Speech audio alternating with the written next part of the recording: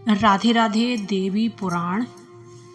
आज हम अध्याय 4 श्रवण करेंगे, तो आप लोग सुनने तैयार हो जाएं और चैनल को सब्सक्राइब कर लें। अध्याय 4। भगवती द्वारा महेश्वर को अपने आविर्भाव की बात बताना। आज हम यह सब सुनेंगे। भगवान महेश्वर उन पूर्णा प्रकृति को पत्नी के रूप में प्राप्त करने के लिए संयत चित्त होकर तप के द्वारा आराधना करने लगे। महेश्वर को ऐसा करते देखकर विष्णु और ब्रह्मा भी तप में बैठ गए।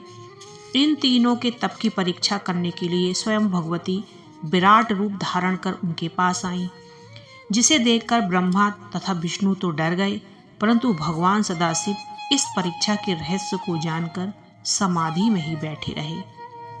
तपस्या में रत भगवान शिव पर पराम्बा भगवती ने प्रसन्न होकर उन्हें यह आश्वासन दिया कि दक्ष प्रजापति के यहाँ अपनी माया से उत्पन्न होकर पूर्ण प्रकृति में ही आपकी भार्या बनूंगी। साथ ही भगवती ने यह भी कहा, जब दक्ष के यहाँ उनके देहाभिमान से मेरा तथा आपका अनादर होगा, तब मैं उन्हें विमोहित कर अपने स्थान को चली जाऊंगी। उस समय आपसे मेरा वियोग हो जाएगा और तब आप भी मेरे बिना कहीं ठहर नहीं सकेंगे। इस प्रकार हम दोनों के बीच प्रीति बनी रहेगी।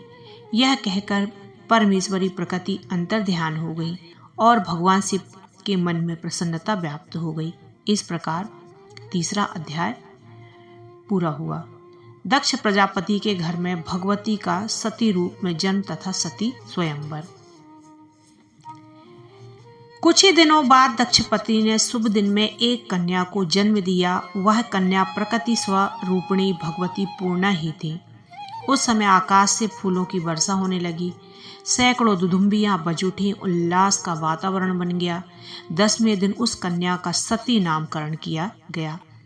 कुछ समय बाद जब सती विवाह योग्य हुई तो दक्ष प्रजापति ने सती के पाणी ग्रहण की दृष्टि से देवताओं तथा असुरों को आमंत्रित कर एक स्वयंवर का आयोजन किया। इस स्वयंवर में भगवान शिव को आमंत्रित नहीं किया गया था। देवता, असुर, ऋषि तथा महात्मा लोग सभा में उपस्थित थे।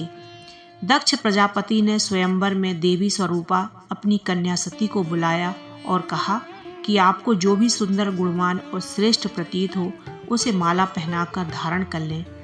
इस बीच सर्वश्रेष्ठ महेश्वर भी नंदी पर सवार होकर वहां आ गए और अंतरिक्ष में स्थित हो गए।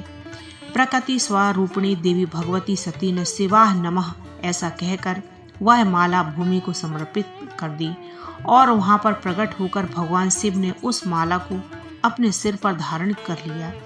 यह देखकर सब दक्ष प्रजापति खिन्न हो गए, परंतु ब्रह्मा जी के कहने पर उन्होंने महेश्वर को बुलाकर सती उन्हें सौंप दी। भगवान शंकर ने भी प्रसन्नता पूर्वक विधि विधान से उनका पाणी ग्रहण कर लिया तथा भगवती सती को साथ में लेकर महेश कैलाश के लिए प्रस्थान कर गए। चौथे अध्याय में यह कथा पूर्ण होती है। नंदी को भगवान शिव का वरदान।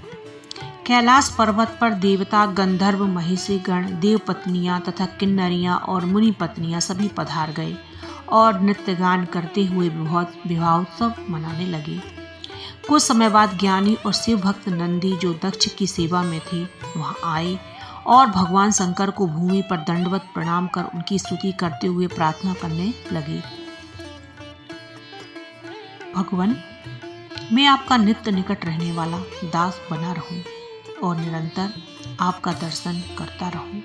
भगवान शंकर ने नंदी की प्रार्थना को स्वीकार कर लिया और उन्हें अपने प्रथम गुणों का अधिपति बना दिया। बोलो राधे राधे भोलेनाथ की जय।